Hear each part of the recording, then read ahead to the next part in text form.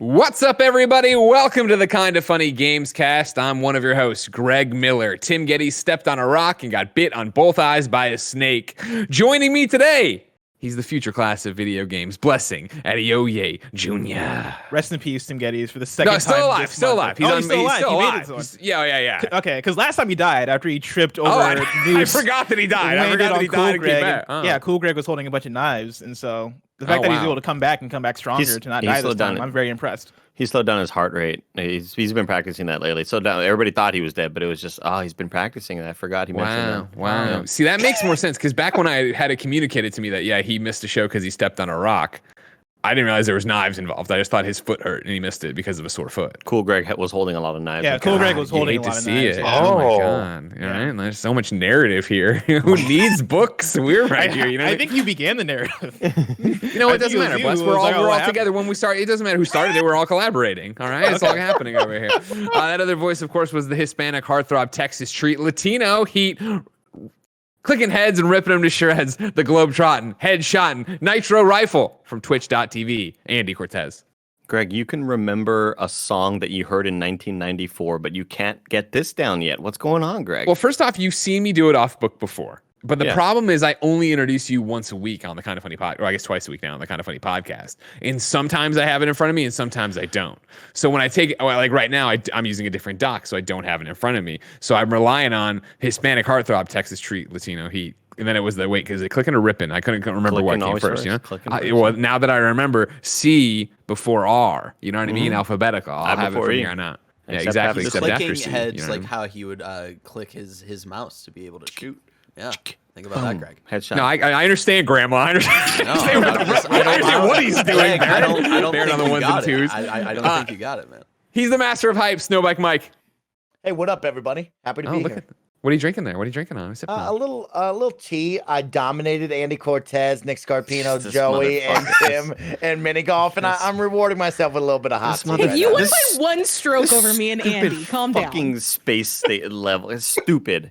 I've noticed that there's this energy. Andy and Mike have come in here and they're both down. Andy no longer standing, he's sitting. Mike drinking tea. Like they went the yard, as they say. Spawn on me's Khalif Adams. How are you? I'm good. Shout out to you on the TB Tie. Contangelo Jackson coming to a stream very, very soon near you. Ooh, look at that. Yeah, it is happening. And then, of course, look at Blessing's face. I don't know what just happened. You don't know about Where did this come out of your mouth? Oh, we have a show today, folks. We have some energy for you. And rounding out our sextet. What's six? Is it sextet? Sextet. Sextet? Is that true? Yeah. Sextet. Sextet. She, of course, is Christmas in April. It's Joey Noel on the ones and twos. She's up in the voice. She's in the cloud. I am. It's real nice up here. A little wet, but real nice. I guess, moisture. There's moisture in clouds. Yeah, that's part of it. If you didn't know, ladies and gentlemen, this is the Kinda Funny Gamescast, and it's our review, I guess so far probably, of Outriders. I think everybody's in a different place with the game, but basically it'll be titled the Outriders Review. We've all been playing and we all want to talk about it, but first I need to tell you that, of course, this is the Kinda Funny Gamescast. Each and every week we get together to talk about all the things we love and sometimes don't love in video games. If you love us talking about video games, you can go to patreon.com/kindafunnygames, where of course you can write in to be part of the show. You can watch live just like Matt Grover is. I got a friend named Grover too. Don't worry about it. Corey Scott and the Lou that's are. The blue guy. That's the blue guy from the Elmo. I recognize him. Of course, on patreon.com/kindafunnygames. Yes, you can be part of the show. Yes, you can be a Patreon producer. You can also get the show ad-free, and you can get it with the exclusive post show we do each and every week when we record, usually on Tuesdays. However, if you have no bucks to toss our way, it's no big deal. You can get a brand spanking new episode of the Gamescast, usually Wednesdays, youtube.com/kindafunnygames, roosterteeth.com, and podcast services around the globe each and every Wednesday, unless there's some weird embargo we have to worry about. Of course, when you get them later on youtube.com/kindafunnygames, you have to listen to the ad and you don't get a post show, but you still get one hell of a show. Like, subscribe, share, click the bell, and all that jazz. Some housekeeping before we get into the business of the day. There has been a huge week of video game content up on youtube.com/kindafunnygames. The Xcast tackled PlayStation's The Show coming to Xbox Game Pass. Try to wrap your head around that sentence. P.S. I Love You XOXO has a Ratchet and Clank review up and us debating if it has a place in the best PlayStation 4 games of all time and what it means for the next Ratchet and Clank PS5 game. And then there is a brand new Blessing show all about Elden Ring. Of course, all this content is up on youtube.com/kindoffunnygames. 2 of them up on podcast services. Blessing Show, not only available on youtube.com/kindoffunnygames. So it would mean a lot if you went there and supported one of the few video-only products we do. For now, though, thank you to our Patreon producers, James Hastings, Sancho West Gaming, Julian the Gluten-Free Gamer, Delaney Twinning, Jeffrey P. Long, Long, Jesus Barrio, a.k.a. Bent Fork PR, Skin Tight Salmon, Game Jumper X, Mohammed. Today, we are sponsored by Upstart, but I will tell you about, damn it. This is, Khalif, how good am I at my job, do you think? You're really good.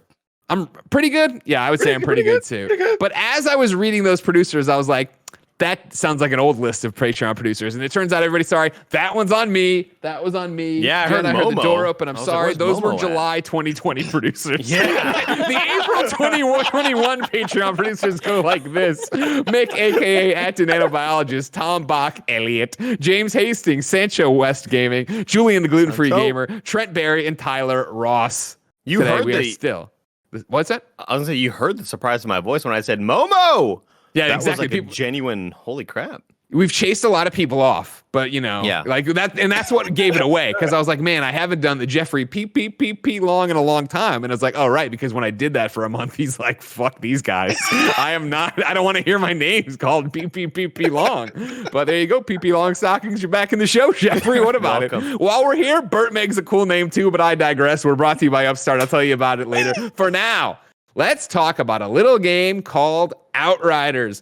As we record this morning, it was at a 77 on Metacritic. Of course, Outriders out right now on PlayStation, Xbox, PC. Came out April 1st from People Can Fly, the developer, Square Enix, the publisher. Khalif Adams, where are you in your Outriders journey right now? I need to know your class. I need to know your level, your world tier, your hours played. I am packing it all into all the time that I have in my life at this point. It is unreasonable how much time I've been spending in there. I'm running on 3 different consoles, 3 different platforms. I'm running on PC, PS5, and Xbox. Why? I have what do you mean why? Why not? There's no why not, baby. You got to get it all in when you can. Okay. You can't just have it all. Commit to one. That's as Mike would say, commit to greatness, right, Mike? Commit to greatness, Khalif. But also, hey, game developers out there, commit to cross progression. Oh my God, please. Think about it. Can we get some PvP progression going across the game? If you're going to make me sign into my Square Enix account, then how about that account mean something and carry this information for me like Destiny? Agreed. I mean, that's the reason why I'm on all the different platforms right now, so I can play with everybody who wants to get some games in. But I'm running on the main account, which is my highest count on PC. I'm around 21. I got to 21 last night. I'm running my Trickster class over there. And then I'm rocking a Pyro as well. That's like a level 8 or so. It is so good. It is so good right now. I'm having a blast with it. And I'm excited to hear what everybody else is running and why you're running what you're running. Okay, well then let's start getting it going around the horn here. We'll start with you, Andy Cortez. Give me your class level, world tier. How many hours played? I am a Technomancer. I am level 18, world tier 7. I just unlocked that. Nice. And hours played, I'd say around, it says 13 and a half, but I always, the game will sit idle every once in a while. So let's say 12. Let's say 12. Okay. Snowbike Mike, same questions. I'm rocking a Devastator because Khalif, I like to get up in the action and get rewarded for that. I like how you looked at me when you said that too. Like you asked, hey, why are you playing? I maybe want to wink at you from across the internet. I was like, get up on it, hey, wink. Oh, this kid likes action. All right, he likes to get up in there. Come here, steal my heart with them thieves shirts on. I see you. Currently level 27, world tier 7 complete. Working on 8 right now, and hours played about 12. I would say about 12. Okay, Blessing Adeoye Jr. I am rocking the Technomancer at level 22, world tier 7, and I've been playing for, it says 19 hours on my PS5, but that is also some of it. That's me including the demo time, first of all. That is also me including the time I spent playing both the Technomancer class and the Trickster class, because I started off as Trickster, and so I probably did a few hours as that too, and then also standing idle, and so really it's probably more like 17 hours in total. Voice in the Clouds, Joy Noel, where are you at with all this? I am a Pyromancer. I'm level 19, world tier 7, and I'm about 20 hours in. Very nice. I love the diversity, as you're saying, Khalif, in terms of what everybody's playing, right? I'm playing a Trickster. I am level 30. Beat the campaign last night with Mikey. Went off on an expedition. Today played a little bit before this to get just have an excuse to play. World Tier 9. And I'm at 39 hours played when you combine in the demo and what I've put in on the thing. And I can't get enough of this game, Andy Cortez. Mike, how are you such a high level with you've played way more than me. There's no way that we've played the same amount of hours. So we're going to talk about it here, Andy. So what can happen here is I've kicked it down world tiers a couple of times where it's like been breeze mode, we'll call it, and you're still getting XP, but I'm like breezing through missions here. So you'll notice your guys' play time's a little bit higher because you've probably been working on those world tiers. I've had moments where I've played solo, kicked it down to world tier 3 and just mindlessly gunned down people and really elevate my gameplay there. That makes a lot of sense. Yeah, because I had the same question, because it seems like our times are all over the place, and I was expecting certain numbers from Greg and Joey that are way different from what they would have been, like depending on what their level were.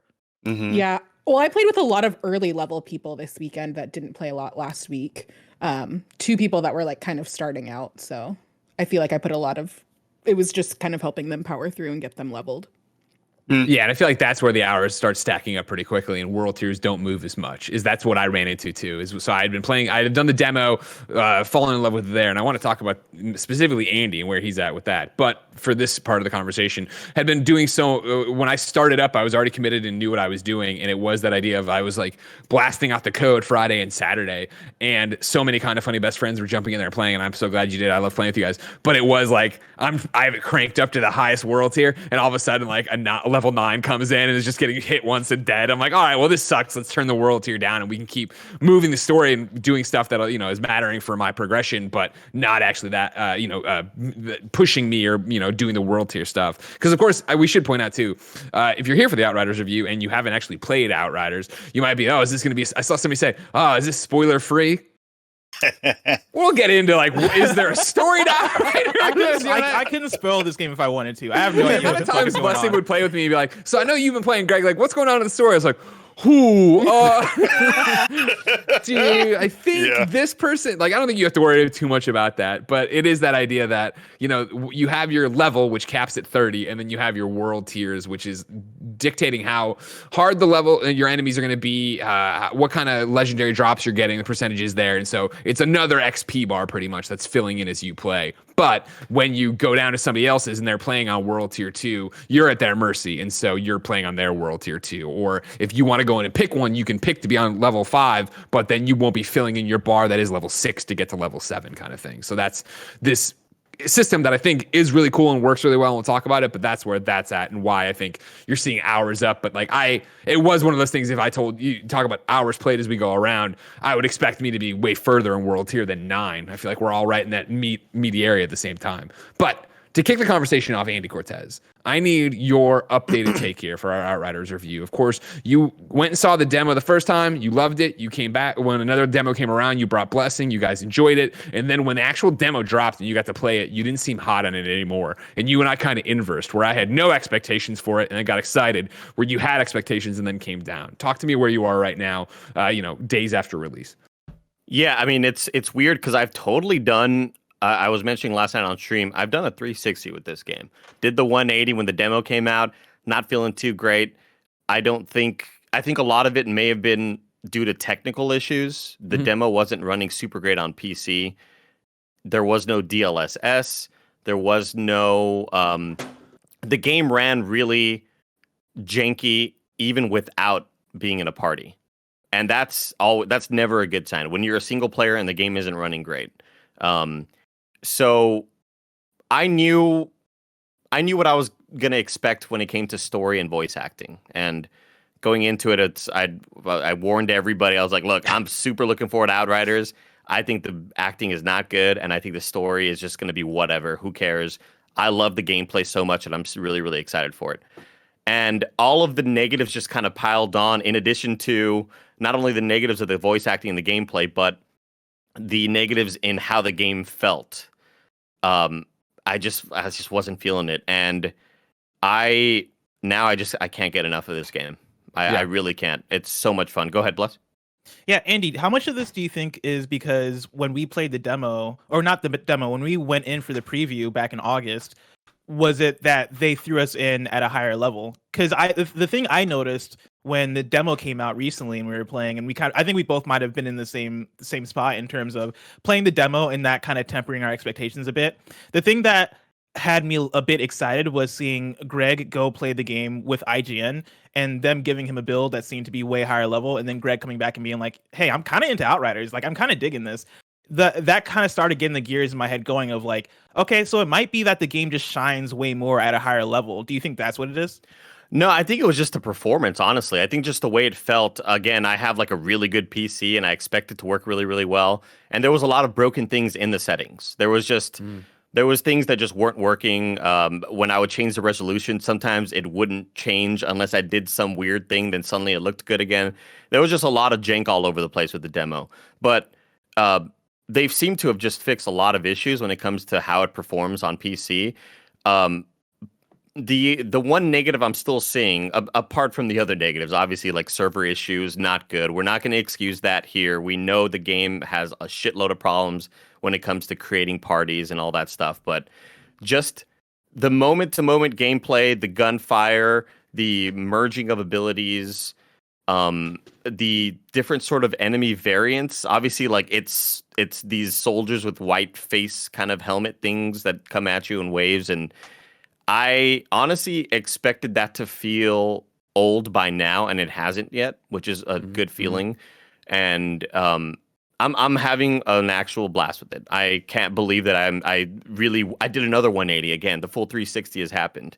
So now you're back to where you started, where you were excited for it, and enjoying it. I can't get enough of it. I want to keep playing. I picked Technomancer because I love long range. I love sniping, and a couple of negatives I'll throw out there. I still think that as soon as I group up with other players, I start to notice pretty big performance drops. When I'm in a single player game, it's flawless. Like I have no issues. And it's just when people join my party, I regret picking the long range class and sniping because it's so much harder to snipe when you are dealing with, I'll be at like 90-ish frames and then like boom, 32 frames, a little drop there. And it's just like, there's a lot of hitching and stuff. So I hope all that stuff gets ironed out. Sure. I am not happy about the PC console crossplay not working because so much of this was me wanting to play with Greg. Like that was like kind of the whole reason. Baby, don't worry. That was kind of the whole reason why I was so stoked about this. But yeah, that being turned off and then them realizing all of the other issues, I think that the PC console stuff is still kind of. Well, they tweeted about that today as we record 3 hours ago. Outriders tweeted, "We know everyone has been keen to know more about the fix for PC console crossplay. The fix for this is tied to the overall patches that we are currently cooking up and running through testing. We hope to soon share more news about their release schedule and content." And it's interesting, Mike and I were playing last night, and we were talking about the pros cons warming up for this conversation. And, we were so gung-ho to beat the story last night. And Mike, there was a moment where I thought we weren't going to be able to, because every time we would advance into the boss's room, we would die. And then when we come back out, it would just be black screen. And so it had to be a restart. And like, I have not seen a developer yet talk about power cycling your Xbox or your PlayStation 5 or Series X. And they have been so upfront of like, if this keeps happening and you hang on your sign-in screen, turn off the unit, unplug it, leave it unplugged for minutes, put it back in, that detail to it. And when we eventually got through it and beat the thing, it seems like it was that other guy who was joining us. He was causing problems. So that's his problem, not us, Mike. There was this conversation where Mike and I were talking. Mike's like, what don't you like about the game? And I started talking stuff, and he's like, but, aside from all the crashes, and it was like, I can't believe, and this is very much a me personal thing, but I'd like to hear the group's take on it too. Like, the way Outriders has handled it has made it not be a problem for me. Where I feel like when games launch like this and have broken servers and you can't play and everything's crashing, it's when they're, hey, we're going to update you soon. And you see that tweet's 4 hours old and nothing's being updated. You're like, what the fuck? And then you get mad. All weekend long, all I felt was sympathy for them because the social media manager was on there. I felt like every 20 minutes being like, here's the update. This is happening. We're doing the mother of all, turn it off, turn it on again, right? Khalif, am I on the money about that? No, you're right. I mean, I think that's one of the things that you wind up finding most often is that the biggest complaints from folks in the community is that the teams aren't being transparent enough. Yeah. And I would even say they're probably a little bit too transparent this past couple of days because there's a lot of stuff coming in and out from various parts of the conversation. But I do think that the thing that I was most impressed with was the fact that even through all the kind of, people getting in their behinds about things not working and the cross progression and all that kind of stuff not being up there with all the server thing. Because the thing that was like really frustrating me was like you had streamers who were like, dude, I signed this contract to do this content. And what do you mean I can't play the game? I was like, hey, my fault. That got nothing to do with me. Who's the person who's making that game? Like, you got to just wait, homie, and get your stuff together. But I think that the thing that you see that they did really well that a lot of companies don't do well is they didn't seem panicked, which is really nice to be able to see a company come out and be transparent, and they knew that they were like, we have this under control. They may have been freaking out behind the scenes, but nobody in public knew, and that was kind of awesome to see from that standpoint, because you don't see that often. Like you'll see people turtle, you'll see people just like freak out and just not say a thing for like days. But they were talking for a while. Andy, go ahead. I had mentioned that when we were doing the demo, was all the time leading up to it, they'd put out that 23 tweet thread on Twitter about here's everything to expect, right? And I was like, wow, this level of transparency is getting me really excited, because I feel like they're so confident with all of this. Mm-hmm. And how can anything be bad, right? Like this company is totally like going out there and saying like, hey, this game's going to come out, and here's how we are operating on the internet. Here's how we are behaving on Twitter, and we are so upfront with everything. And so it kind of gave me a false sense of confidence that the game was going to launch perfect. And then the demo came out, and it was less than perfect, obviously. And then the game launched, and it seems to just kind of, it's intermittent, right? The game's either working or it's not, and it's going to kick you out of a game or it's not, or it's going to hang on the 80% loading thing or it's not. And it just kind of seems like it's luck of the draw at this point. Cleve Adams. I think the interesting part about all of this was when we had those conversations, because I remember that also, right? Andy, was that whole just like bucket list of things that was just like, here are all the things that we're going to do. Here's the way we're going to talk about that stuff. And then it was just like, once Game Pass came into the conversation, which I'm sure we're probably going to talk about at some point, I just wonder how that threw all expectations out the window. Like, I know that thing got signed a while ago. It has to have gotten signed a long time ago. But even then, you have to just like think that the number of people who signed in and logged in at that point threw everything off in terms of expectations and numbers. Mike is like, yeah, boy, Game Pass is working. I mean, I think that, Mike asked me last night while we were getting ready for this, of just like, I'm like, I love it, obviously. And he's like, asking these really insightful questions about like, well, why do you love it? And where does that come from? And why does this hit when something like Godfall didn't? And so on and so forth.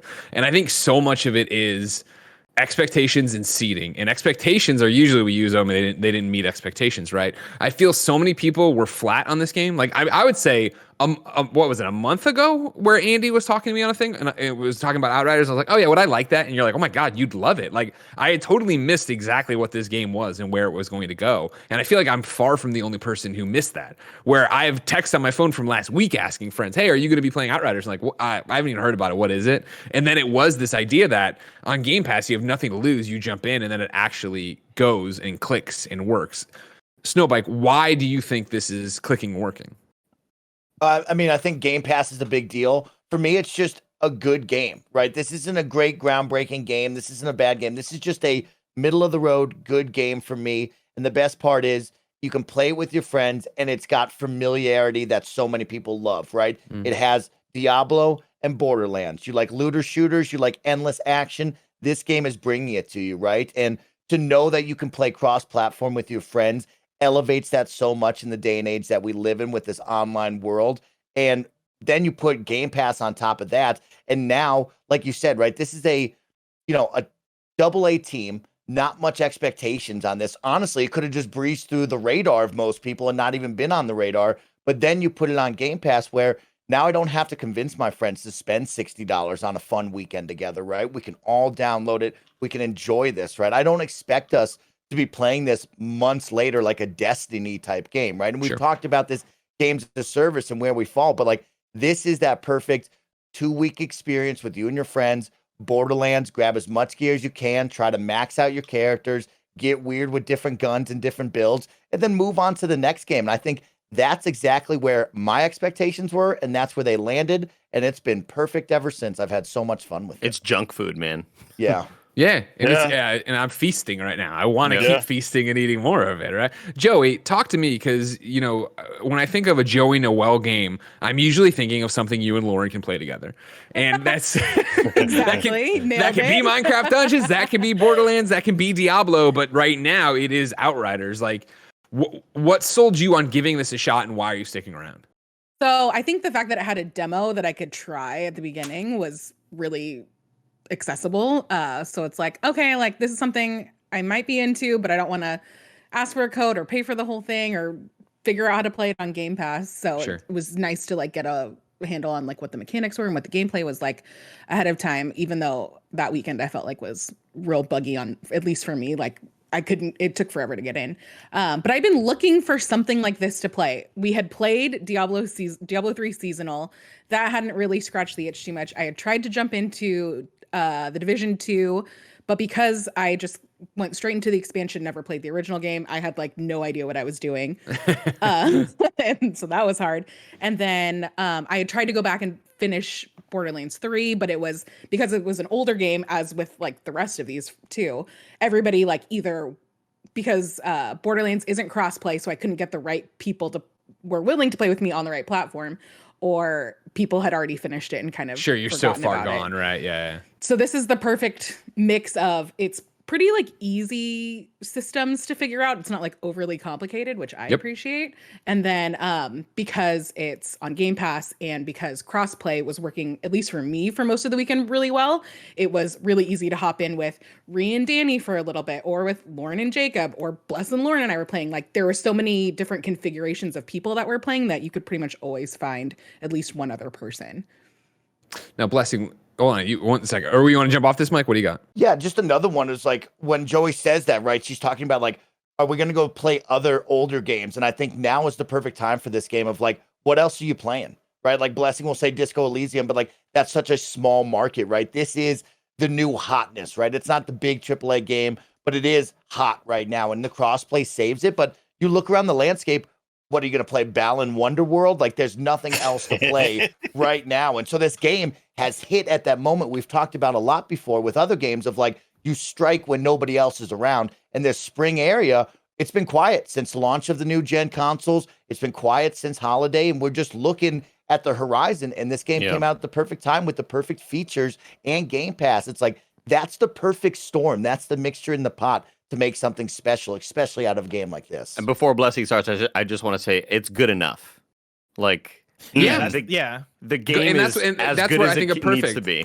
That's a perfect way to bring Blessing in, because Bless, you and I had been talking right when we were getting ready to pick a book club game for PS I Love You last week before we had Outriders, and it was that question of, well, what is going to be April for us, and what are we actually going to be playing? And you were very much like, well, I want to try Outriders, but I don't think I'm going to hang that long with it, or something to that effect. Mm-hmm. Where are you at right now after having played more of it, or any of it, I guess? Yeah, I'm having a lot of fun with it. I think saying that it's good enough is probably the perfect way to describe it. Also, junk food is also another perfect way to describe it, because for me, Outriders isn't a game that I describe as a great game. It is a very fun game. It's a game that, I'm in it right now because it gives me that satisfaction of going in, playing with friends, getting that dopamine hit of taking out enemies and getting through a tough room, and then getting all the gear, because this game just has a deluge of gear that it gives you after every single fight. That noise, man. When it drops, the sound. Yeah, and being able to pick up each one, and then half of them usually are going to be higher level than the stuff I got, and so I go in and dismantle what I don't want, and then equip what I want.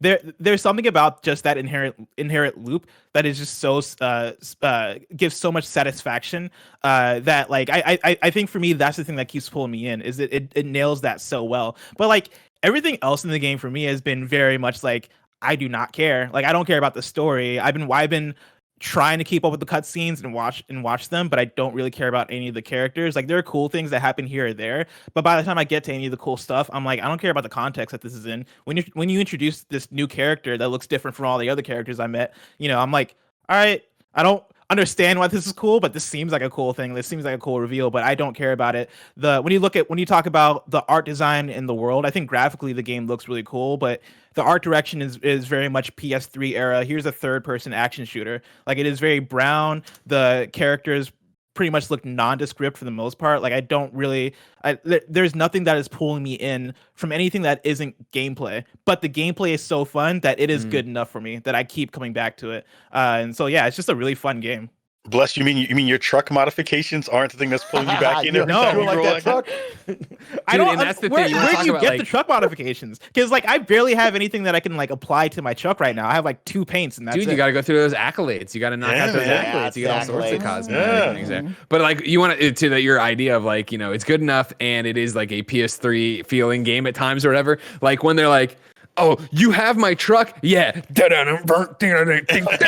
they start like playing this guitar riff. You're like, what the fuck is this game? Yeah, They like show you your fucking cool boxy truck. It has an attitude that I don't really like. Like as soon as you get into the game from the start, they start dropping F-bombs and they start dropping attitude and all this shit. But it also doesn't get in the way. Like when Borderlands 3 came out, like a year and a half ago or 2 years ago, I remember all over the place we were like, oh yeah, I don't really like the writing, or I don't really like the jokes. Discourse like, was the humor. fart jokes. People weren't really vibing with this sense of humor, and that's of course like to each their own, right? Like there's some people that will love that, and some people that'll hate that. For Outriders, I think for the most part, people seem to have ignored like all those aspects of the game because it's pretty easy to ignore. It doesn't get in the way. But even with that, I'm sure there are people that will dig it because there is lore there. There is a world there that is there if you want to get into that. But to the Borderlands comparison, I feel like this game is also interesting because it feels like it is pulled between trying to be multiple different types of games. On Monday's Games Daily, we went through the review and progress roundup, and there was one of those in there that kind of compared it to being both like a Borderlands-y type of game or a Gears of War-y type of game, but then also it being a Destiny kind of game.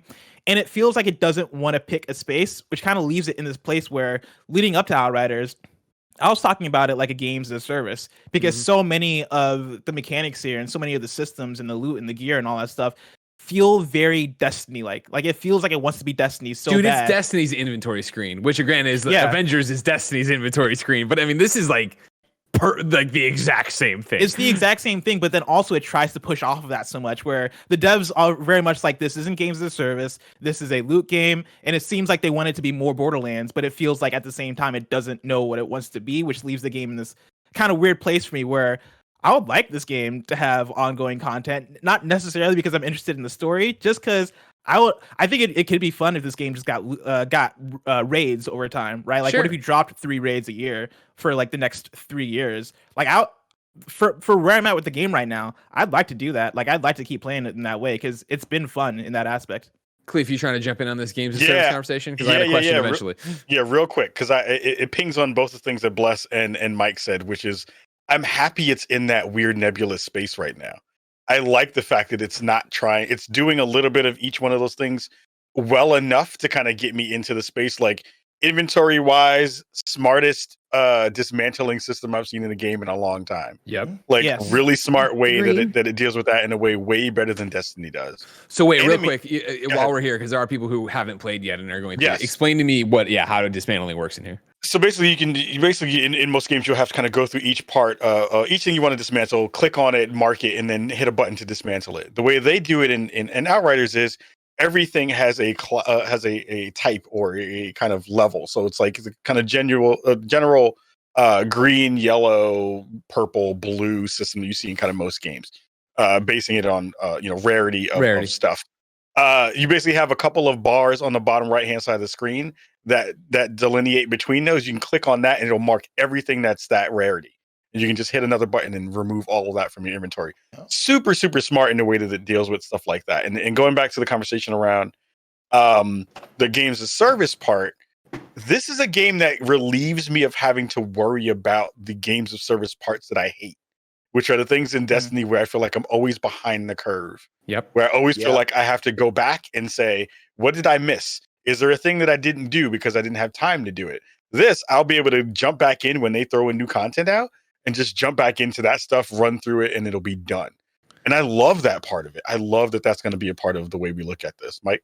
Yeah, I want to give some shout out to that. Is right, Khalif, right? The games and service aspect we've always talked about with Destiny of like, oh, it's raid time. A new strike is out. Oh, what gear level is that? I can't do that, right? And I hate that feeling. And the cool part about Outriders is that instantaneously switching between world tiers, right? So now when that new content comes out, I never feel like I'm holding back Greg or anybody back because we can just kick it down the world tier. Go back there right away. Oh, Mike, you're doing a little bit better. Let's kick it up a little bit. And I feel like that really hits a sweet spot there that they should get a lot of kudos and credit for, because you're right. When I think of Destiny and these other games, all of a sudden it's like, oh, you're not that maxed out gear level. Sorry, bro. Like you can't play with us tonight. Yeah. Like, oh, that sucks. Like, and when I crank it down to go play in a lower world tier with somebody, I don't feel like I'm wasting my time. Like I'm still enjoying it. I'm still getting stuff, and granted, like levels and yada yada yada, but at least resources. Because again, like to real like. We talk about it being junk food. We talk about it being approachable, though, right? In a way, and I'll get to you in 1 second. Sorry, Andy. That isn't like, sucking you in a way that like I love the Division 2, but like it took me a while to wrap my head around Division 2 and the recalibration table and storing things in the library and yada yada yada, right? Like 100%. The way Outriders is doing its system is very brilliant in terms of like you can change the rarity of the gear you have. You can't change it to the legendary. You have to find those out of drops, right? But you can get them to really high tiers, and then you can improve you can level them up to get better stats. You can level up the attributes on them, which is all just as simple as you can do this. But then on top of that are the mods. And the mods are able to be swapped in whenever you want to them. There's 3 different classes of them. They cost resources, obviously, to bring in, but you have a library you're building. And even today, where I was like, wait, like I'm looking at everything and like I can sell everything to get titanium to upgrade the equipment I want to upgrade, but I should be dismantling these to save mods, right? Well, I looked at the gear. I'm like, how can I tell if I've saved the mod? And real quick, just at a glance, if it has the little square then broken up into 4 different squares, that means it's in your mod library. If it doesn't, it doesn't. So break that down and that'll go into your library. And it's like, oh, like this stuff is entry level enough that I don't have to overthink it and I don't have to read or watch a YouTube video to explain it. Like, and I, to the point of what we're talking about so far, and I granted, I'm level capped, but I still have plenty to get and go and, all the expeditions and world tiers. I don't feel like I'm like in Division, I sat on resources for so long. In Avengers, I am still sitting on resources that when they drop Black Panther and I want to immediately upgrade Black Panther, I'm going to be able to do it kind of thing. Whereas in this one, I am like, oh, well, spend the titanium because I'm getting so much loot that I'm not getting anything out of. I can just sell that, get my shards, and then use that to set. Like, there's just a really great ecosystem in there. I'm sorry. Now, Andy, you wanted to jump in on something about this. I was just going to mention that I wonder if the decision to not be a games as service and not have monetization built in, not have a sort of Eververse thing. I wonder if that decision was made to kind of lower the expectations of sales and stuff. Because I think when publishers make a game of games as a service and know that you have built-in monetization and know that not everybody's gonna put their credit card up, but there will be the kind of golden gooses that say, "Oh, I want to drop $500 on this in the next couple weeks or so." Totally. And I wonder if the decision to go away from that was to kind of like, well, we don't want to be put in the expectation tier of a games as a service type game. Well, we don't know how much this is going to sell, Let me bring in Mr. Leroy Williams, who wrote into patreon.com/kindoffunnygames, just like you can, and says, like many others, I decided to check out Outriders over the weekend, despite mixed reviews from a few people at Kind of Funny. I started with the demo, and I'm quite enjoying it. I was trying to figure out how long the demo lasts when I stumbled across the FAQ section of Outriders' website. One question caught my attention. Is Outriders a games as a service? I thought the question was strange. It seemed to have an obvious answer, but the developer's response was surprising. Quote, no, Outriders will be a complete experience out of the box, end quote.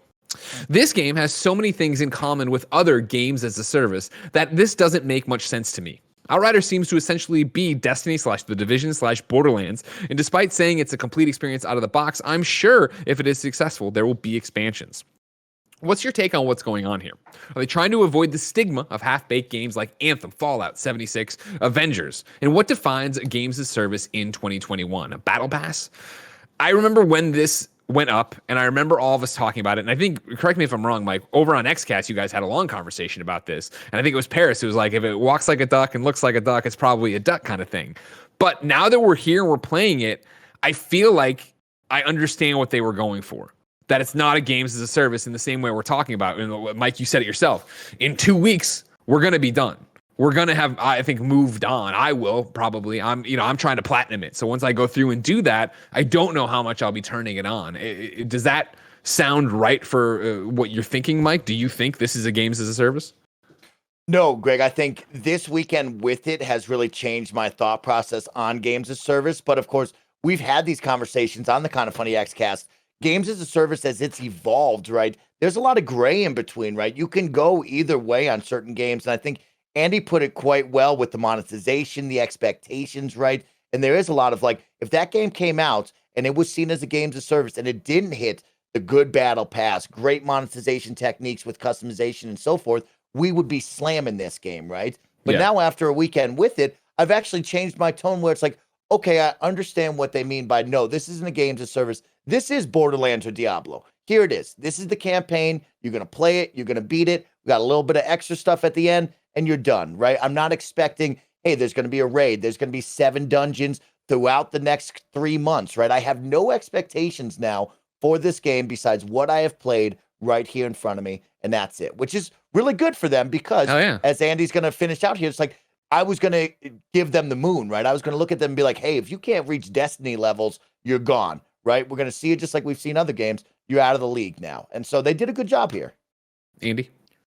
I also think that this is one of those games that, I'm not trying to do the watch the first 6 seasons and it gets really, really good in season 7 TV thing.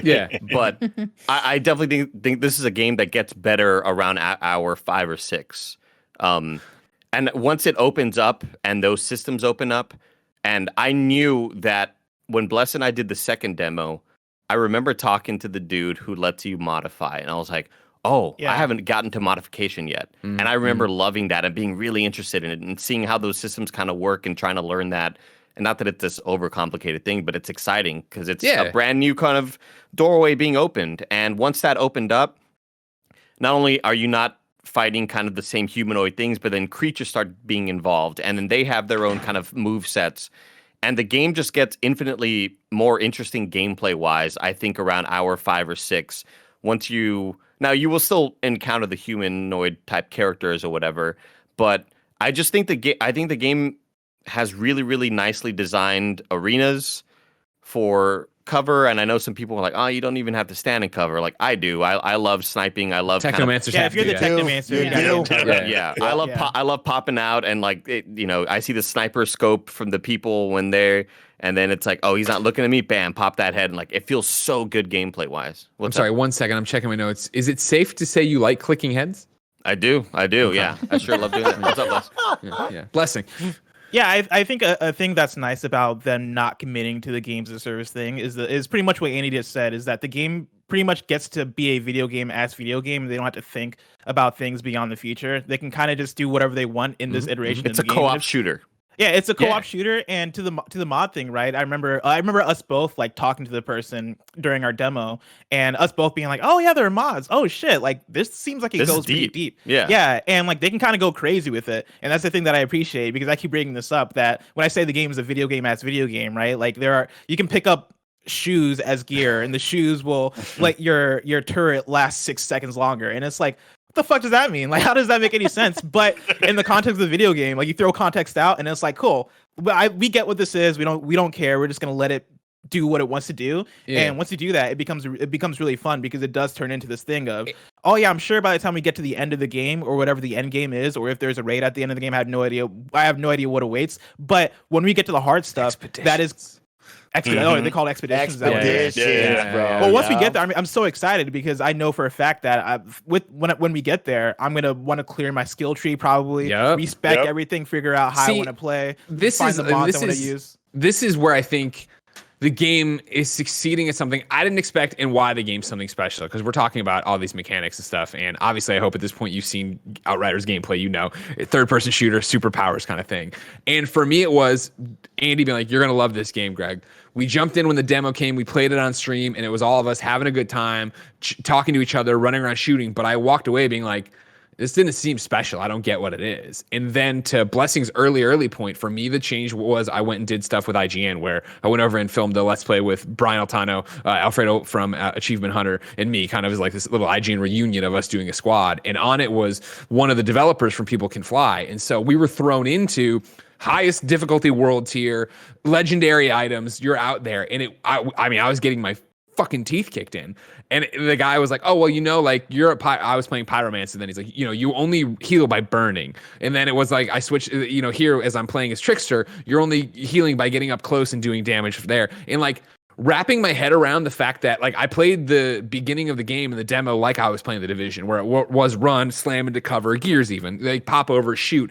And to learn like, oh, that's not how these classes play, and understand that, I was like, oh, okay. And it changed the way I did and made me start playing the game that way. So when I got it here, rolled Trickster to have the slowdown powers and do all that, it was this drip feed of, cool, I'm getting in there, I understand up close, I have, the bubble to expand, to slow down time, and then it was, you start unlocking your abilities all the way up through level 22 and finding those and falling into, Blessing and I talked and Joey about Ratchet and Clank and how I like to stick with one set of moves and one set of weapons. I was sticking with those same 3 skills for a lot of my time in Outriders. And then it was, and the way I keep describing these arenas that Andy brought up is, they're arenas, and in some ways they scratch the itch for me that puzzle games do. Of I run in there and I die over and over and over again, and I'm like, all right, but if I just would have had this skill when I got to this captain, I could have changed it up. And so it suddenly becomes, oh, I want this different. I'm going to bring in a different skill. I need to manage your cooldowns. I need to be doing more damage. I look at the skills keeping for the ones interrupts for the recharges and stuff. Exactly. And so like, this is a game that doesn't penalize. It costs nothing to respec. You can go in and change your moves, and it's awesome that way of, now I'm so deep into that system that I'm like, all right, cool. What I want to do tonight is pour a bourbon, sit there and go through all my mods and find the mods that go to my temporal blades that make me go faster. Khalif, your hand's been up, then we're coming to Blessing. I want you all to know I love this episode of the Outriders. I'm so sad that Tim had to die so we could have this episode of Gamescast. I know. The thing that I love about this game so much, and it didn't turn for me until I got a very specific mod, which was called Bone Shredder or Bone Shrapnel. And basically, you kill a thing, and it turns that enemy's bones into shrapnel that then explodes into everybody else that you wind up hitting. And I was like, oh, wait a minute, this game has no meta, and that's awesome because I never have to think about it. Yes. And that's the thing that is so very cool. Where again, the idea around going back and when you lose a fight of saying, I could do this now because I understand that, oh, this doesn't fit the situation in the way that it needs to, feels extremely good because that ties directly to world level too, where you're like, oh, okay, if I do this at this world level, I may be able to get away with this. If I do this at this other one, I'm going to get wrecked.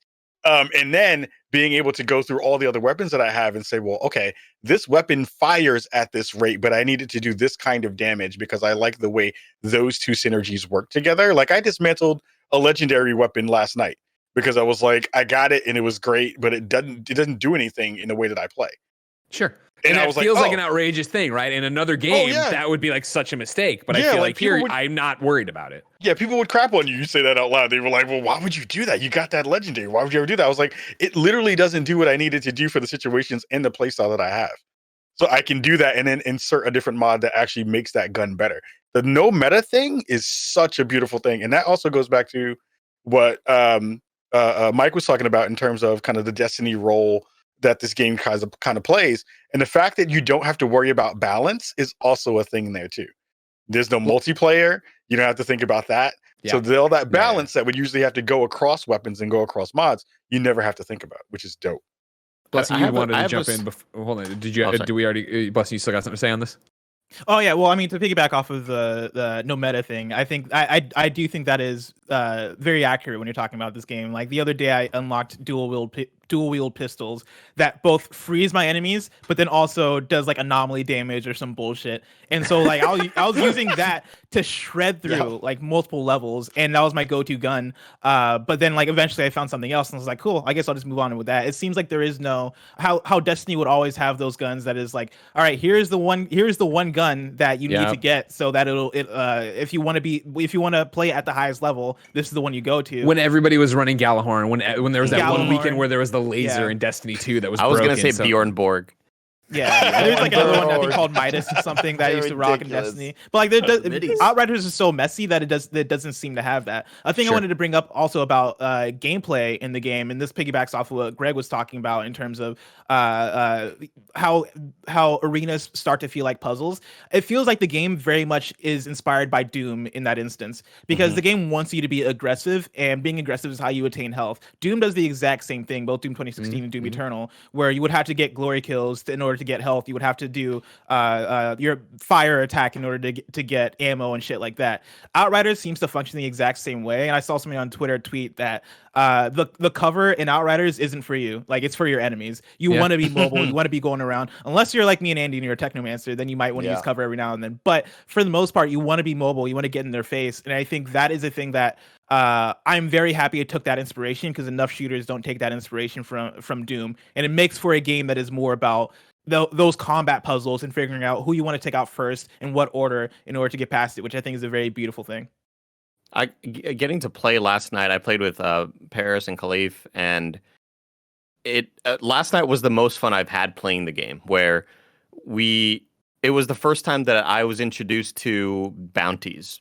I didn't know that was a thing in the game. It's such a simple thing. It's not like I'm not, trying to praise People Can Fly for having just like hunt down this person or go what an unheard of move. Yeah. What an unheard of kind of side mission. Or go find this animal, right? Yeah, the hunts, go hunt this thing, and that was so much fun because I got incredible loot, and then Paris and Khalif had to bounce.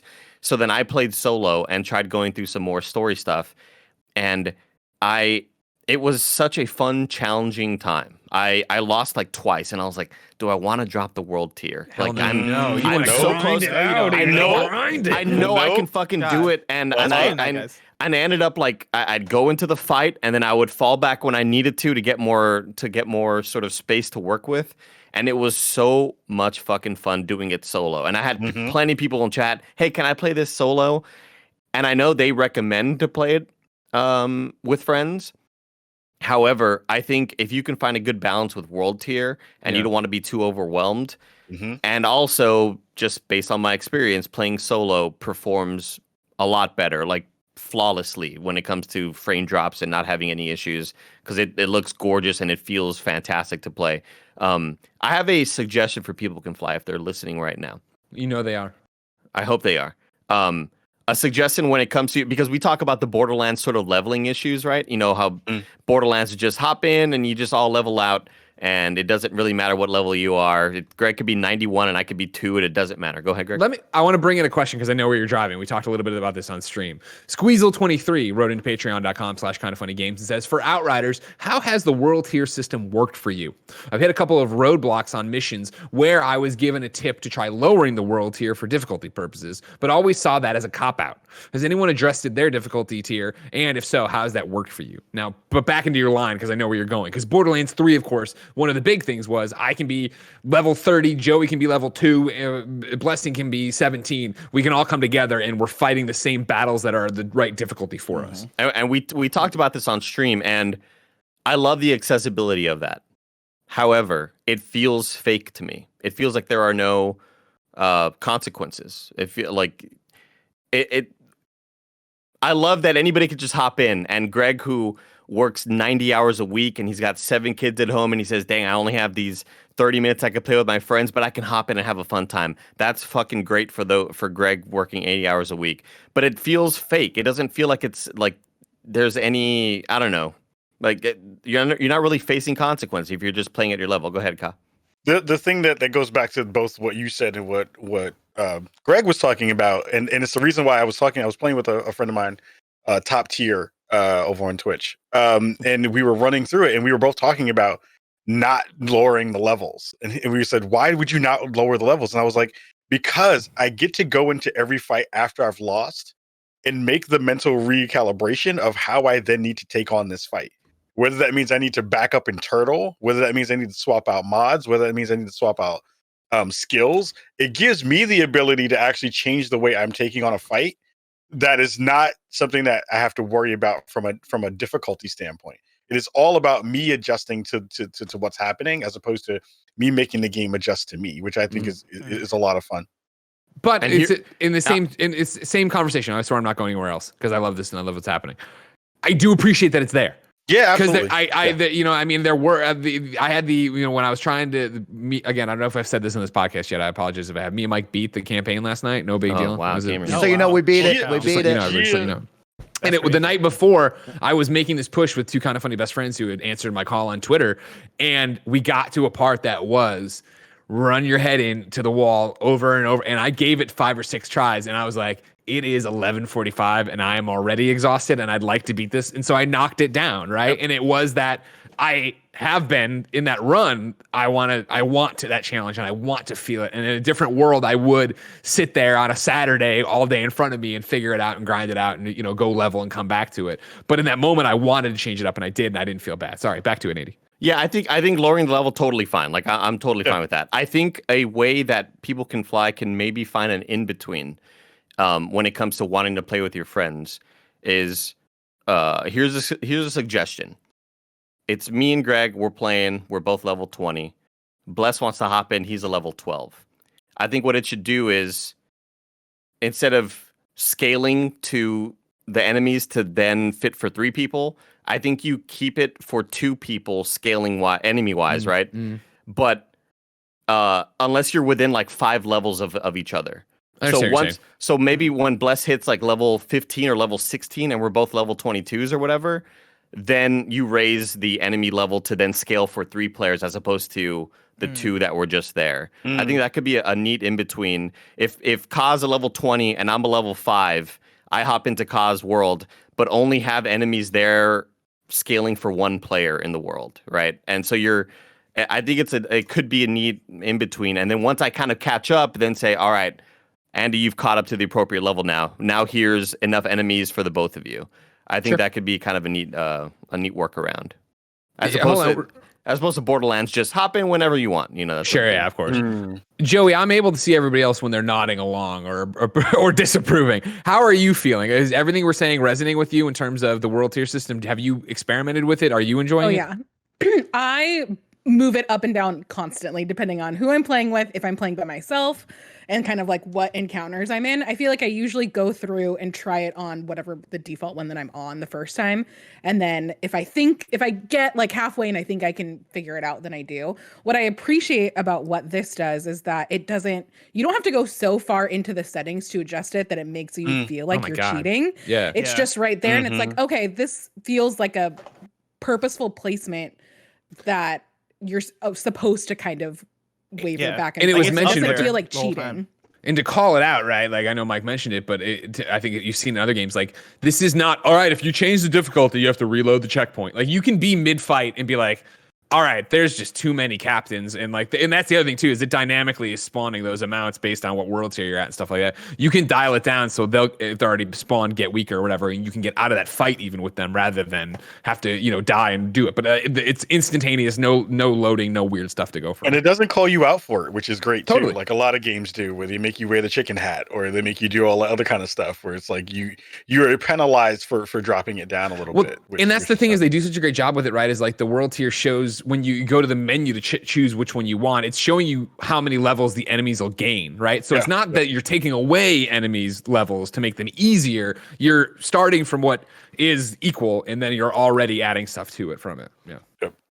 Yeah, cool one that we've brought up is the gameplay, and I really like it. Of like Andy has talked about playing by himself, and Khalif has talked about different strategies going in. I think it is one of those games where you and your friends are going to just start mindlessly killing, right? You're going to find that sweet spot where you're just gunning things down. Nobody speaks for like 15 minutes because you're in the zone, and then eventually you're going to hit a wall. And the coolest part about this game and the different abilities and how you can switch them on the fly is like you can be like, hold up a second, guys. Like, we need to figure this out. We're doing it wrong, right? And me and Greg had a perfect one. We were playing a little bit higher than we should have been because I was a little bit lower than him. I said, Greg, use your slow-mo ability in this death tunnel and let's bottleneck them through here, right? And then that was the thing. You made the death tunnel. Earthquake. I was still like, this is what I'm talking about in the game where it was like I was running down there and we were with somebody else who wasn't on Discord with us.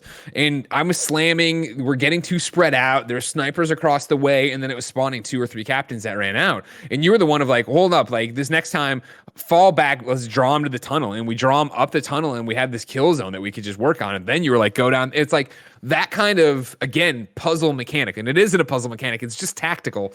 And it's just a way that I usually don't play these. When I fucking play Borderlands, and I love Borderlands, don't get me wrong, it is very much of running in there, blowing everything up. My shield explodes and blows people back, and I'm trying to figure it out. Whereas this can be that, but it can also be so much more. Andy? I can already tell last night I unlocked several more skills that I kind of forgot I had unlocked because I love my skills so much because they are that so toxic turret. They also yeah. no, I haven't gotten that one yet. Oh, Bless. But I did unlock the heal your squad mates thing, and I was like, oh, this will be great So when we get into expedition mode, and you all, I got to carry all my back, because I'm the support guy, but I'm clicking. Seems like we were doing that to you yesterday on stream. I don't know about that. Yeah. I mean, that's the thing. Go ahead, Bless. Sorry. Well, to piggyback a little bit off of Mike, right? Like that's the thing that I think is so awesome is I've had the healing ability as the Technomancer for a while now, and just yesterday I was playing with Danny Pena and Ree, and not once were they like, "Hey, Bless, I need you to heal me. Hey, like come through, like drop your heals." Like I never had any of that because the game, like we've mentioned before, the game is so kind of messy that you don't really get I don't really have a sense of what Ree's or Danny's abilities are. I know they don't really have a sense of what my abilities are, aside from the fact that I drop turrets. But I do identify the times where I'm like, okay, cool, I should heal them here because it seems like their health is getting low. And you have that freedom of working together, but then also not feeling so pressured that you feel bad when you miss a heal or you feel like somebody else is stepping to the. Was that It's that Overwatch support class. Yeah, exactly. Feels good. Yeah. I think it's great. The team. Malcontent wrote into patreon.com/kindoffunnygames. It says, imagine a shooter releasing in 2021 without regenerating health. Outriders not only pulls it off, it creates a fabulously unique situation in which you are always the aggressor. Not only do you have to kill to stay alive, you can stay alive as long as you can kill.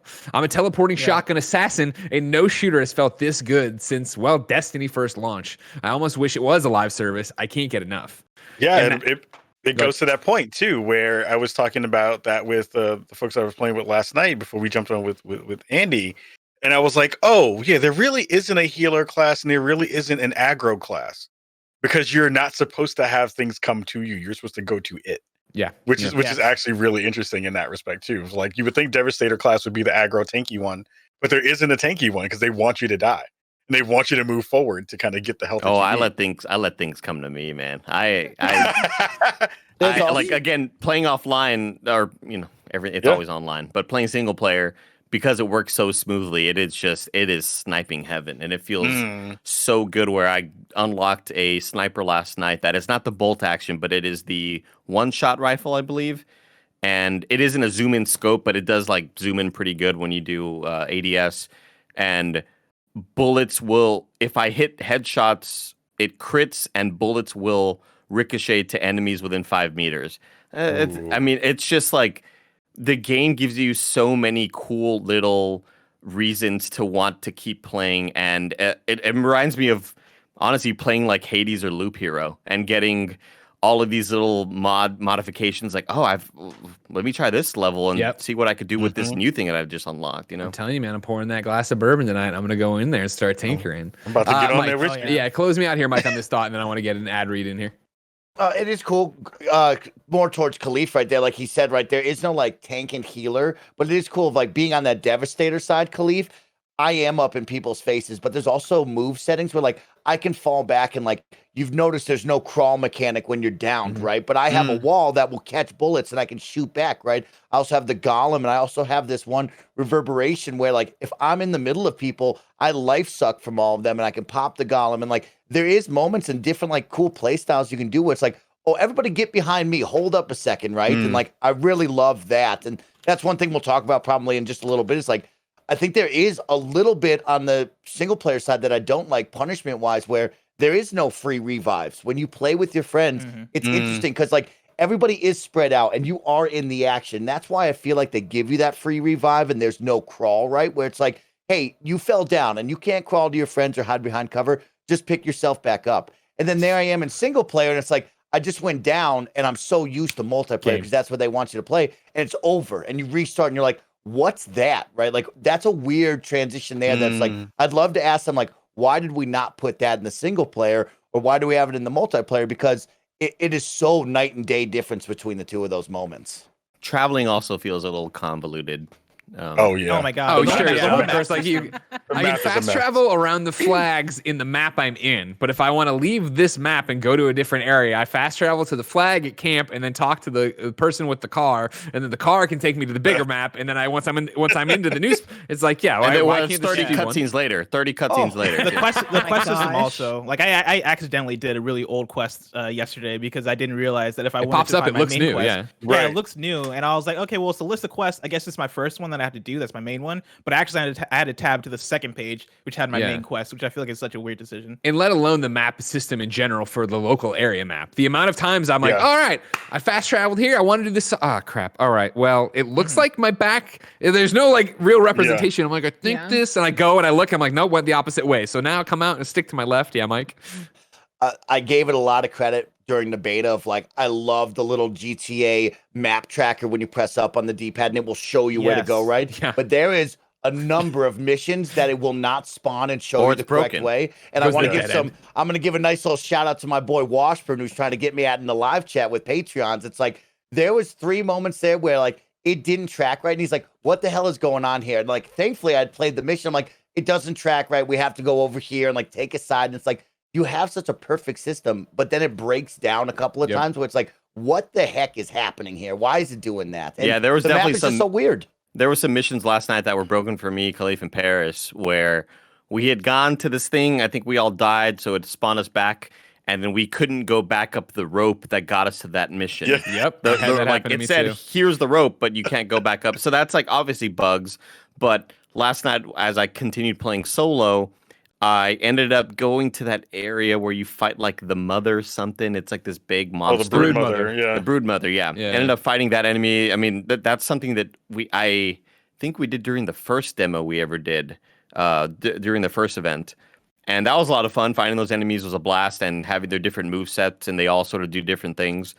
And then you realize, oh, Moloch killed our boy Seth. This is wild. Spoilers, by the way. Who gives a shit? Trust me, you're gonna be like, I don't know who fucking Seth is. I don't know what's happening. And then when you round the corner, you see the Outriders logo. Oh, that's the thing that I use for fast travel. Let me hit the tab button, and it tells me to go backwards. Why? What's backward? Where is it leading me? No, it's just leading me to the start of the level. No, fuck that. Let me just go back to the Outriders logo. So yeah, the tracker thing, genius in theory when implemented well, and when it doesn't work, it's just kind of useless. For now, ladies and gentlemen, I want to remind you, of course, you can go to patreon.com/kindoffunnygames to be part of our shows. Over there, you can watch live as we record them. You can get them with the exclusive post show. But more importantly for you right now, you can get our shows ad-free. But guess what? You're not watching on patreon.com/kindoffunnygames. So let's hear a word from our sponsor. This episode of the Kind of Funny Gamescast is brought to you by Upstart. When it comes to paying off debt, it can often feel like an uphill battle. High interest rates resulting in minimum monthly payments keeps you in an endless cycle of debt. Upstart can get you ahead. Are you carrying a credit card balance month after month? You're not the only one. High interest rates make it hard to pay off your debt, but Upstart can help. Join the thousands of happy borrowers who made that final payment. Do you dread looking at your credit card statement every month? We don't blame you. Upstart can lift that weight off your shoulders so that you can finally feel the relief of being credit card debt-free.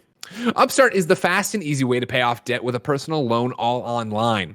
Whether it's paying off credit cards, consolidating high-interest debt, or funding personal expenses, over 500,000 people have used Upstart to get a simple, fixed monthly payment. Unlike other lenders, Upstart looks at more than just your credit score. They look at your income and employment history. That means they can offer smarter rates with trusted partners. I talk about this all the time. You probably heard it on PS I Love You, but it's always true. When I moved to San Francisco, I had to take out a loan, and Upstart wasn't around yet, and so I took one out, and they did not look at my employment history or my income. Instead, they tried to look at my credit rating, which was not good, and I got a bad interest rate, which meant I had the debt a lot longer than I needed to. Upstart would help me back in the day if it existed then, but it didn't. But now if I needed it, I would do it, and you should do it too. With a 5-minute online rate check, you can see your rate up front for loans between $1,000 and $50,000. You can receive funds as fast as 1 business day after accepting your loan. Find out how Upstart can lower your monthly payments today when you go to upstart.com/kindafunny. That's upstart.com/kindafunny. Don't forget to use our URL to let them know we sent you. Loan amounts will be determined based on your credit, income, and certain other information provided in your loan application. Go to upstart.com/kindafunny. We've been talking here critically. We're talking about some of the things that this game gets wrong. We are now welcoming to the show, ladies and gentlemen, the one, the only, Steve Saylor, the blind gamer. Hello, Steve. Wow. Hey, how's it going? It's good, sir. How are you? I'm doing good. Thanks for having me on. Thank you, Steve, for coming on, of course, on short notice. Earlier this year, you had hit us up and you're like, hey, you guys talking about accessibility all the time on shows, but you never have any of the accessibility experts on. And I was like, well, it's always short term. We don't think about it, and then it happens, or there's some story that breaks, but we're about to go live. And literally, as we were getting ready to sit down today and do the Outriders review, the one, the only James Davis at James Davis Makes hit up the Kind of Funny Gamescast thread and was like, hey, Steve Saylor just posted a video about accessibility and how it's breaking his heart for Outriders. What do you guys think about it? And I was like, I don't need to think at all about it. I can bring Steve on here. This is what we were talking about. Steve wants to help out more in 2021. I'm all about it. Steve, where are you at with Outriders? So here's the thing. I want to love this game really, really badly. The story, the gameplay, the combat is just extremely fun. And it's everything that I would kind of want in this type of game. Sure. It's unfortunate that the accessibility kind of doesn't meet that fun level. There are a lot of things that are missing, and they try to do a few things. There is an accessibility menu, but there are a lot of things that are missing and kind of weird that they don't really work that well, that unfortunately kind of makes it extremely frustrating for someone like myself and like to be able to play. It kind of adds extra barriers to the gameplay that I'm having to get past, and sort of my disability kind of gets in the way.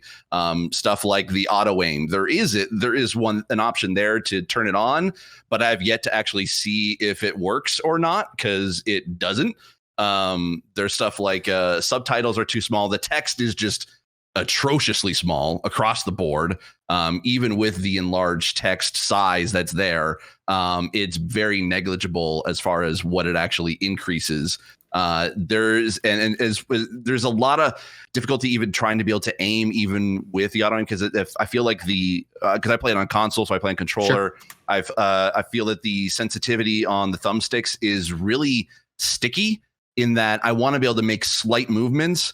And I want to be able to try to be able to aim down sights, but for some reason it just kind of moves me a mile away from where the enemy is. And I know people are going to say play on mouse and keyboard, but I'm not built that way, and it's easier for me to play on controller.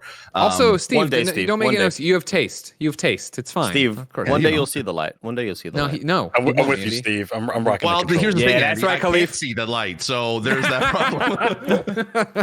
That's literally the problem. That's the problem. Yes.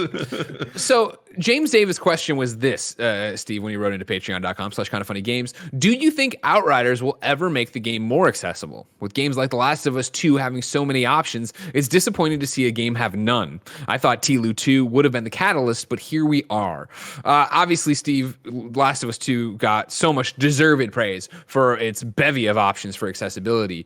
Do you think that this is just a game that was already in production at the same time and then didn't get to see that? Do you think, as much as we've applauded People Can Fly and the Outriders account for being so vocal and reactive this weekend, do you think this is something you'd see change?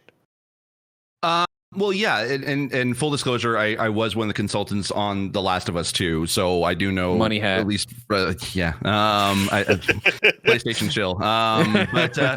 So I did get to see kind of how they implemented their accessibility settings, and what it looks like that the difference between TLO 2 and Outriders is that it kind of seems that Outriders started with accessibility a little bit later on in production. Whenever we're consulting with studios, we generally try to be able to encourage to be able to start with accessibility from the beginning, because a lot of times when you're having to lock down features before accessibility, a lot of those features are not able to be changed or edited later on to accommodate. It is possible that Outriders could become more accessible. We are seeing more updates and patches from games and studios that are adding more accessibility in. Ghost of Tsushima had that. Outer Worlds actually was notorious for having extremely small text, but it took a developer to basically be like, you know what, let's see if we can be able to add the ability to increase text size in that game. And 2 months later, Obsidian released a patch that would allow you to do that, and it allowed me to go in and actually enjoy that game. So I think there is that possibility, but it would really depend on how much was locked down before they tried to be able to implement accessibility. Square Enix is kind of starting on their accessibility journey. They did a little bit with Avengers and in Tomb Raider, but they haven't really it seems that they don't really have a lot of evangelists for accessibility in Square Enix as a whole. to try to be able to kind of encourage that from the beginning. And that's the thing too, is that with a lot of people thinking, oh, The Last of Us 2 kind of solved accessibility. It did to a certain degree. But we're not going to be able to see the true impact of that until about 5, possibly even 10 years from now, just because of how long it takes for games to be in development. And more than likely, Last of Us 2 was early in the development before Outriders was. Sure. From the ground up kind of thing, right? That they designed. Yeah. Well, Steve, that sucks. I want you to enjoy this game. We all like this game quite a bit. Yeah, and there's some really cool stuff that's in there that I think is should be applauded, even for accessibility. Like the beacon system that's in there for navigation is superb. It's like one of those features that I would love to be able to see in other games, and makes it a lot easier to be able for me to be able to know exactly where I need to go. The high contrast mode that is in there for the menus is really good. The ability to decrease the difficulty in the world tier is a neat, novel concept. I think probably the only negative I have of that is that if you do go down to a lower tier, so it's a little bit easier for you to be able to play, you're not unlocking those high-end items that you can be able to get if you're in those higher tiers, which is unfortunate. And that kind of is something you don't really want to be able to have these higher end items in a higher difficulty, and that kind of locks out a certain group of players. So there's stuff there that there's like nuggets of like really good accessibility, but with Outriders case, it unfortunately just didn't make launch. Well, yeah, and that'll be the interesting thing to see what happens after launch and see if they're, they say they're going to be responsive. Obviously, they've been responsive with the server stuff and all that, but what happens with the patches? They're already talking about this, PC console one, of course. We'll have to wait and see. Steve, real quick. Let's say people hits you up and they say, hey, we have enough bandwidth to work on one thing immediately right now. We can get it done in a week. What's the first thing you ask for? Ooh, that would be essentially a combination. Oh man, it's hard to be between the two. Let's say like a perfect world, they'll say we'll try to get to the other stuff too, obviously, but like we have time for one thing right now.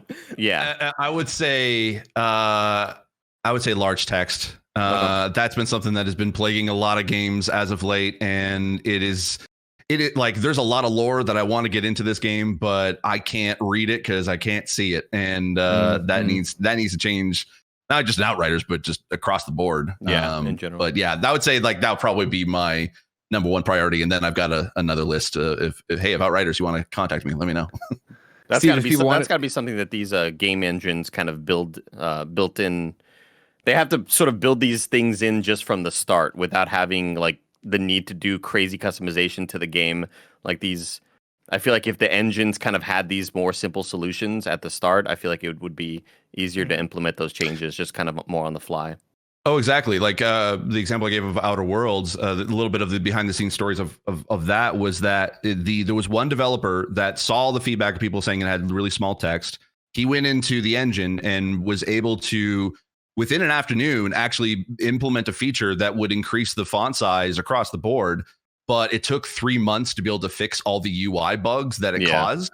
And so like, yes, like City was able to give them resources and it actually made into the first patch that came out. But not a lot of studios will want to be able to sort of dedicate to that because they're either already working on future DLC or just their next project. So it really depends on kind of how much they're willing to dedicate to stuff like that. But yeah, it's it can be done in certain engines and some can't. There's a whole legacy and engines and stuff like that. Yeah, there's a whole behind the scenes of that too. Well, Steve, if people want to keep up with you and help out in the cause, where can they find you? You can be able to find me on Twitter at Steve Saylor or twitch.tv/blindgamersteve or on YouTube, youtube.com/snowball. Steve, thank you so much for coming in today. No problem. On short notice. It works. See, I knew if we started texting each other about this, we can make it happen. We did it. Yeah, exactly. And also, you never text or you never call me back. I'm disappointed. I can call you, man. I'll call you tonight. I mean, Tim did, Greg did. 3 a.m, Bus gonna ring him. What you wearing? Oh, you're gonna get a ring. What time is it, Steve? Well, 3 a.m. would be 6 a.m. So I'll be just with the time I'm waking up. So yeah, Toronto. Toronto. Yeah. I mean, hey, man, at 10 p.m. tonight, for me, expect a call. Okay, all right. We'll see you later, Steve. All right, take care, guys. Steve. Take it easy. Bye, Steve. Talking about expansions, future, what it could be, patches, and all that jazz. I want to do this. I want to know how much longer, and I'm going to go to Joey with this one, but there's a little bit of a lead in. How much longer are you expecting to play this game? What's your future plan for Outriders, right? Lucid Dream wrote in and said this. What keeps you going in a game like this when the story isn't working for you? I tried the demo and was really interested in the world and the story they were setting up. Until the flash forward and it turned into just everything that's a poor man's Mad Max. Gameplay seems cool, if not a bit clunky, probably better with teammates. But I was so turned off by the change in tone, I put it down near to return. I think this is interesting because we're all talking about, like, we've glossed over it, like, as somebody who's seen the story through, right? Like, I like the setup of it, right? Of like, it's basically Mass Effect Andromeda. Earth's dead. We've come here. We need to establish a colony. We get down there. It's not what we thought. And then guess what? You're put on ice for 30 some years. You wake up and like the people you had just seen that are younger, or 30 years older, all hell's broken loose. Like, that's all I needed. And playing through, and like when Mike was like, what are we doing here? I'm like, well, this thing's doing that and that. I don't even remember this character's name. Abigail, I think. I don't know. She, like, there's all these different moving pieces that I always, talk about being the story whore. I play video games because I want to be part of that. That's all I want. Hit me with these stories. Tell me all sorts of things. And that's not what this game is about. Even like me and Mike talking over a cutscene or whatever, and I'm like, I don't know what's happening. And doing a thing today, like I was like doing a side mission where at the end, this guy just wanted to blow everything up. And I'm like, all right, I forget what his deal was, but blah, blah. For me, it's the gameplay loop, but it does bring the question of what everybody's future plans are for it. Joey, what's your goal with Outriders? So I do want to unlock the like final world level tier, which is 15, right? Wow. Okay. That would be my goal. Love it. That's predicated based on what other games are coming out that are going to inevitably distract me from this, and how long are other people playing? Because I do have fun when I play by myself, but I feel like I always have to knock it down at least 1 or 2 world levels when I do play by myself. So that is not going to be great for unlocking more world tiers. So it kind of depends on those two things. I feel like the only other thing that I have on my radar right now that I can think of off the top of my head is like the new Pokemon Snap that comes out at the end of the month. But like, sure, I don't think that's going to really tear me away. Dominate your hours. And there's such different types of games that I feel like I won't be in the mood to play that. Blessing, what does it look like for you in terms of how much you're going to play this?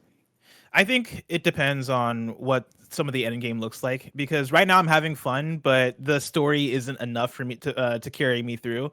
And so it's a combination of, does this game continue to stay fun, and then do I feel motivated to play with friends so we can play the end game and play the expeditions, and how fun do those end up being?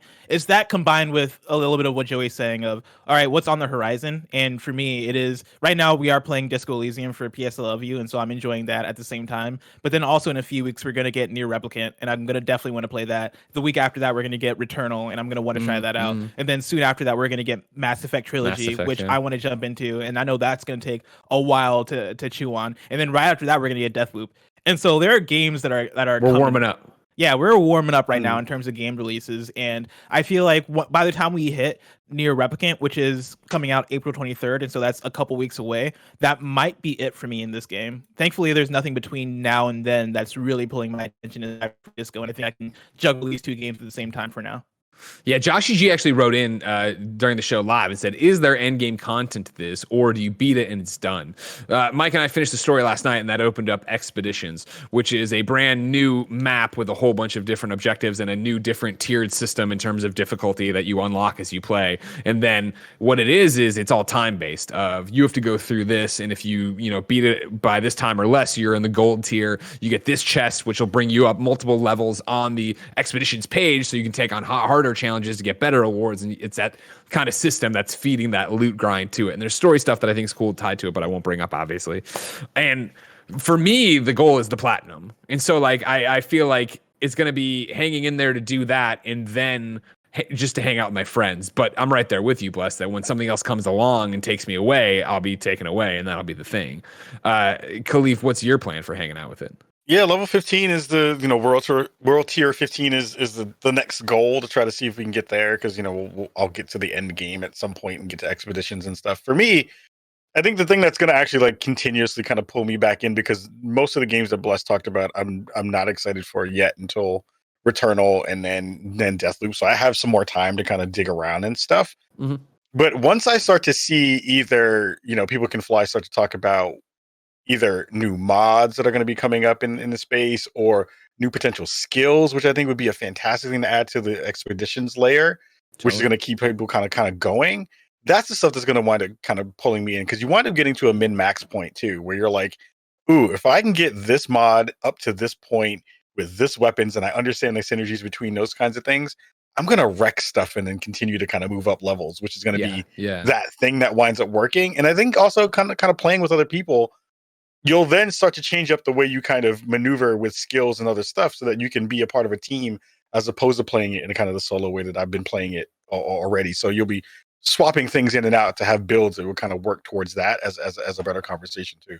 And we're talking about things that I'm surprised aren't in the game. Loadouts for a game that is giving me so much loot. Then I'd love to have a loot set that is like, here's my solo build. Here is when I need to be doing damage. Here's when I want more time stuff. To have those, on a quick select, be able to go. I'm surprised they don't exist. Instead, I have to keep all that armor and keep it in my head straight. And then to your point of more mods, more other stuff. This isn't a games as service as we've talked about. So what does that mean for DLC? I want to point over to Forbes. Forbes had an interview after the demo, but before the launch that Paul from Forbes shared again today. This question stood out to me when I reread it. Forbes, you've repeatedly said that Outriders is not meant to be a live service game and is quote unquote complete at launch. But what would the threshold be for you to consider future content, missions, guns, classes, and such? Does not live service rule out meaningful expansion, or can things like DLC still be in the cards? People Can Fly responded, "We never said that we would abandon the game. This isn't a games as a service, but if people like it, we will definitely be doing more things in the Outriders universe. We have many more stories to tell and a lot of ideas we want to explore that we couldn't fit in the original game. So we're happy to create more content in the future. Anything we would make would be in the form of significant expansions with self-contained stories." So I would think that different mods and changes like that you wouldn't see until they were like, hey, boom, here's an actual substantial piece of content. Yeah. Mike, you are, of course, Mr. Multiplayer guy. You have the Squid Squad you're playing with all the time. Do you see Outriders having a long life for you?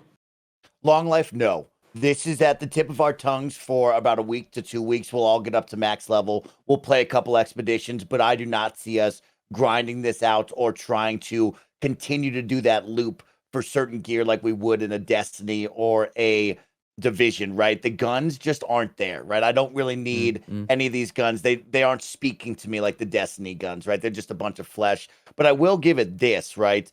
This game is just good enough where it will always be a perfect off night for us. Me and my squad are more competitive multiplayer squads, so we like really having that competitive edge. But when we need those nights off, this is going to be one to put in the Rolodex of like, hey, y'all want to play this? And I think it has proven to us that it is a good game. If you bring out more DLC later on, we will jump back on for the weekend. If we want to go do an expedition or two, we will do it. I wasn't truly impressed by the expeditions. I don't think they're game changing, right? They add a fun level once you get to the end, but it isn't anything where it's like, yo, I want to do 4 hours of expeditions. I want to do 2 of these and then be done with the expeditions, right? The expeditions are cool, and in terms of, it's a new thing of like, let's go fast. Let's go and then challenge ourselves and try out these new crazy weapons, like the guy who did 4 million damage. The stats pop up. I'd almost scraped to 2 million damage. Mike was way under leveled and shouldn't have even been doing it yet. Did like a couple 100,000, and then this kid we were with did 4 million damage. We're like, all right, well, cool. Thanks for carrying us on that. What's the idea behind the expeditions?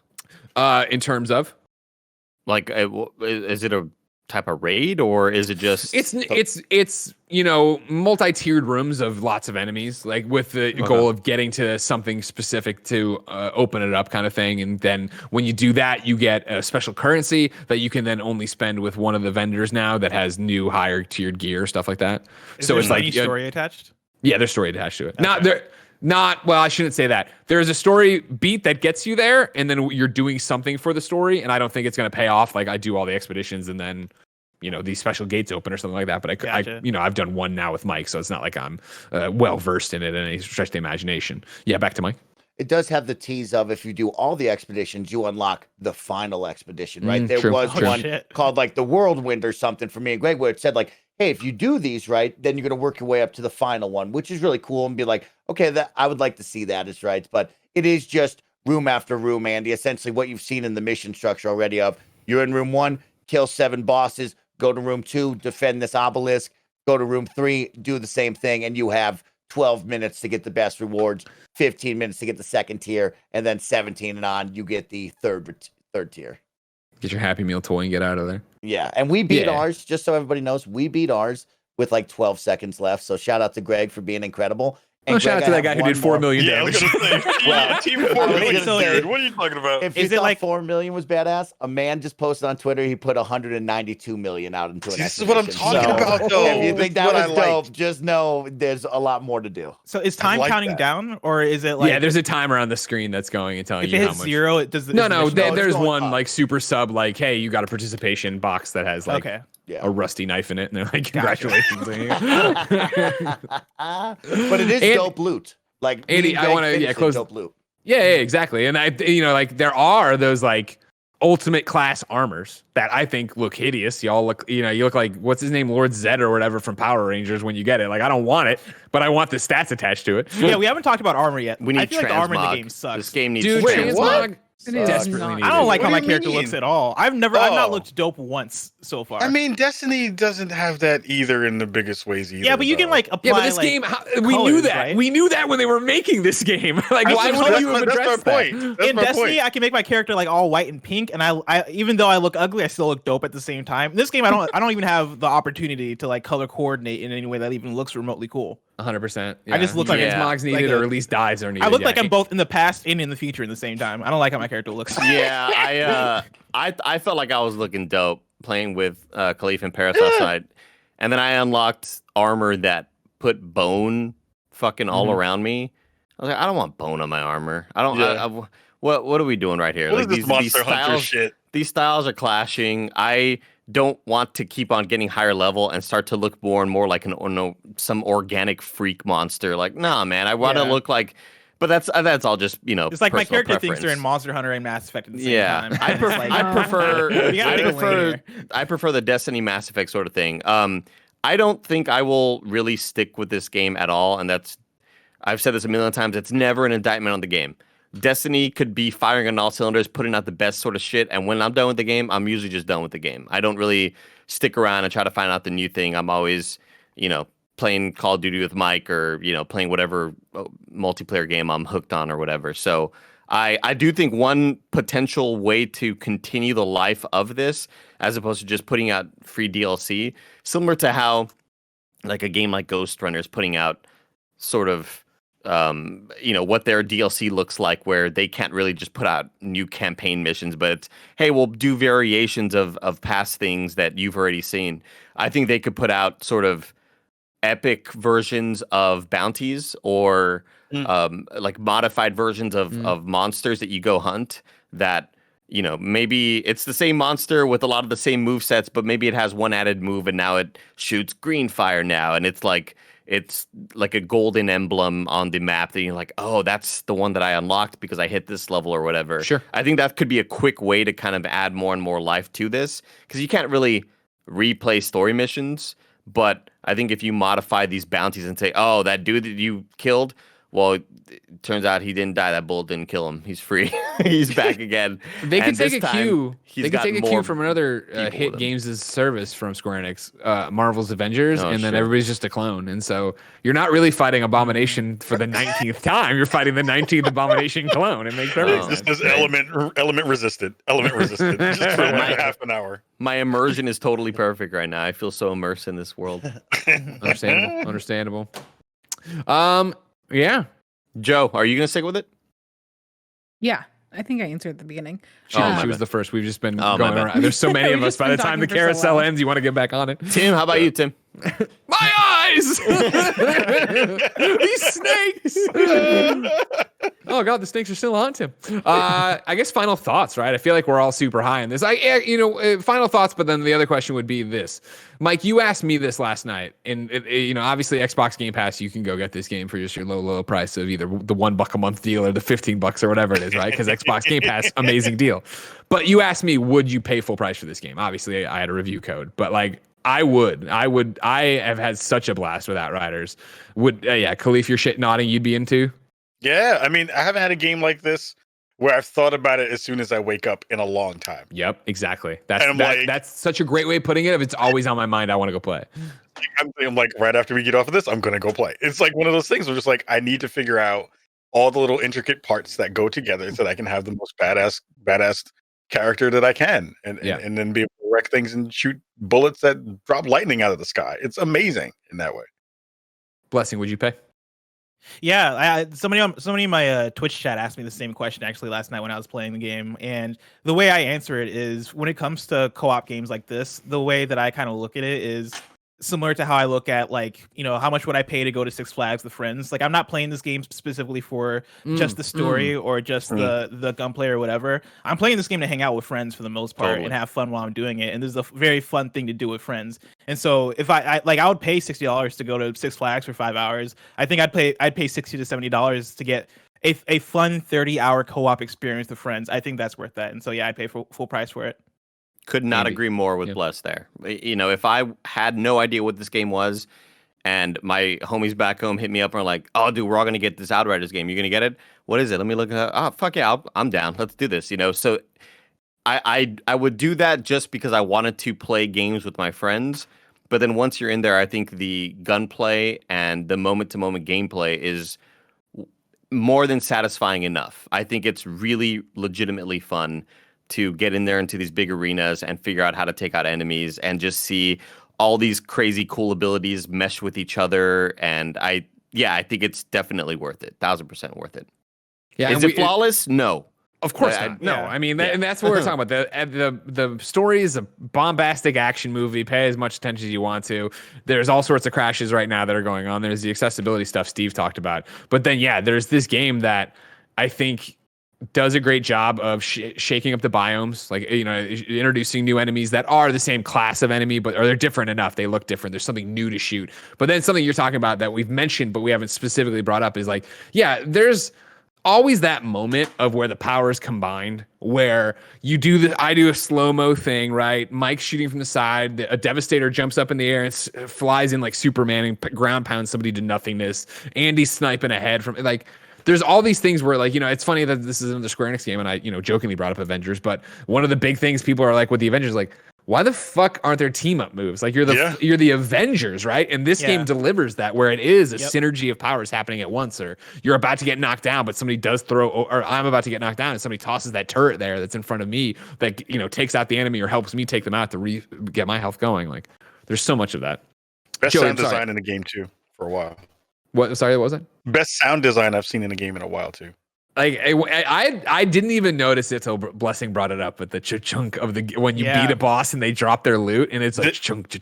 There's two real quick things that I think of every time I jump into a thing is when you have a pyro and they shoot off their bomb and then the bomb starts to explode, and then the sound of when you shoot bullets that have weakness on it. Yep. It is a very, very cool sound that just goes along with, you know, like, oh, I know what's happening in the background without me even having to see it.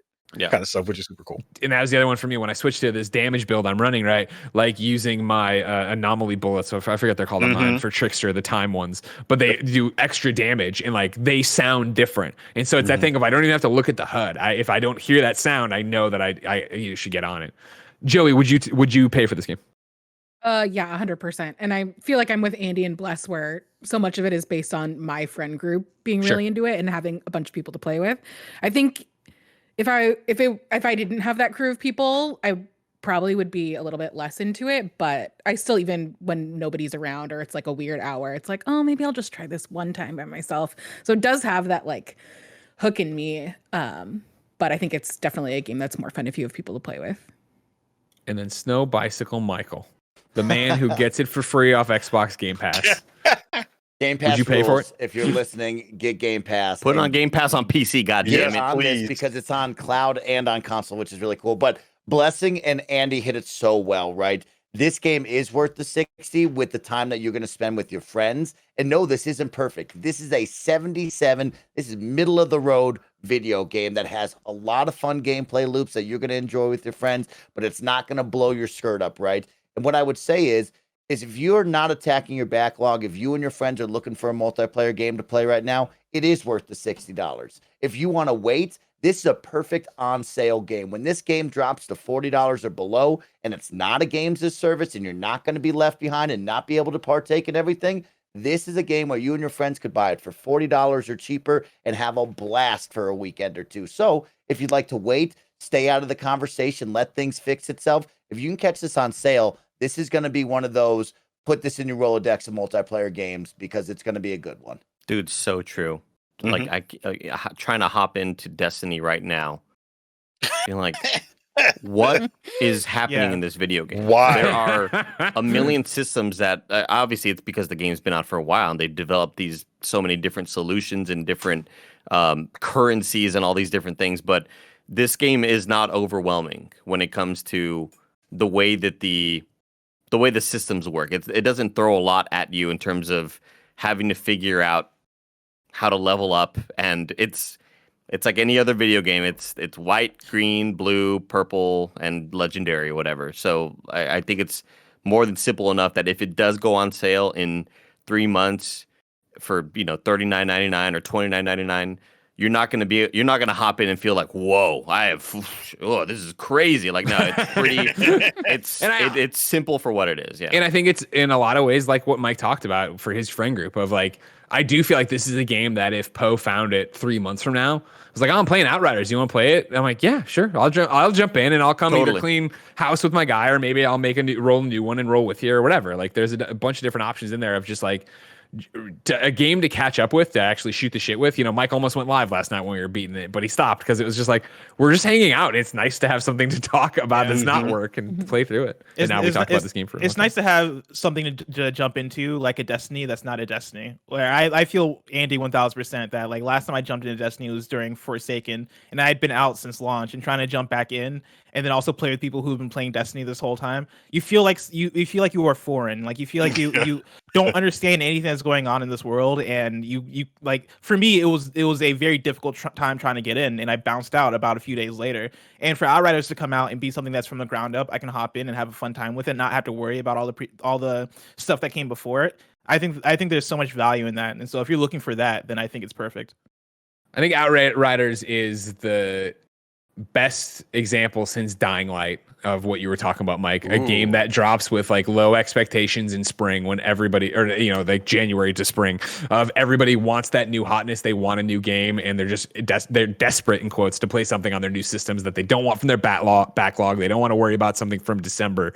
This is that one of like, it's a moment right now that they just captured and crushed. So congratulations to them for sure. And the game's well great. Then it seems like we are all in agreement that this game is pretty good, huh? That's my impersonation of the voice acting. If that's an Outriders reference, I don't get it, because I don't get like any sort of reference in this game. Tell me, Andy, give me the backstory on Jacob. Jakob. It's Polish. Jakob was from back home. He was one of my friends from back home, and little did I know he'd be alive still 30 years later. Fucking hell. Ladies and gentlemen, this has been your review of Outriders here on the Kinda Funny Gamescast. We all love it and are playing it, and you should too. Of course, if you like our show, the Gamescast, you should love and appreciate that over on patreon.com/kindafunnygames, where you can get each and every episode ad-free. You can get it with the post show we're about to do on patreon.com/kindafunnygames. And of course, you could be watching live just like Gary H is, Joshy G is, and Raul Ponce Jr. is. Ladies and gentlemen, this show will be back with Tim hosting after he recovers from the snake bites and the knives and the thing. We thank you for your support. Khalif, where can people keep up with you? All podcast platforms, the Spawn on Me podcast with Khalif Adams. And you can check us out on twitch.tv/Spawn on Me every Wednesday night, 6 p.m. PST, to watch the live show. Latest episode is rocking with ID at Xbox senior manager Chris Charla, rocking with us, talking about all the wonderful stuff that they're doing in indie space. So go check that out. Awesome. Thank you so much for your time, Khalif. Oh, Ladies it's and gentlemen, lovely. Until next time, it's been our pleasure to serve you.